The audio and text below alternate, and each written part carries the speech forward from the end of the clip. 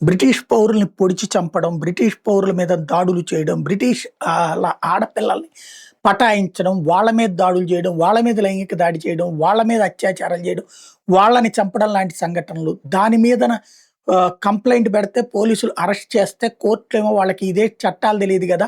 వాళ్ళ మతాచారాల ప్రకారం పర్వాలేదంటున్నారు గదా!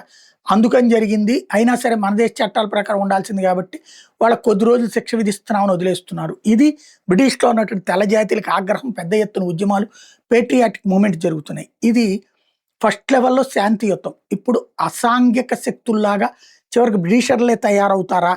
ఎందుకంటే తాజాగా 36 ఏళ్ల ఒక వ్యక్తిని అరెస్ట్ చేశారు పోలీసులు ఎడిన్‌బర్గ్‌లో. ఏంటయ్యా అంటే 5గురిని పొడిచి పారేశాడు. వీళ్ళలో 5గురు కూడా ముస్లిమ్సే. ఇప్పుడు అతను చెప్తున్నటువంటిది ఏంటంటే, నా దేశాన్ని వీళ్ళు నాశనం చేస్తున్నారు. నా దేశపు ఆడపిల్లల్ని నాశనం చేస్తున్నారు. నా దేశపు సంస్కృతిని నాశనం చేస్తున్నారు. ఈ బా బ్రిటన్‌లోకి చొరబడ్డోళ్ళందరినీ పంపించేయాలి. అందుకే పొడి చేశాను.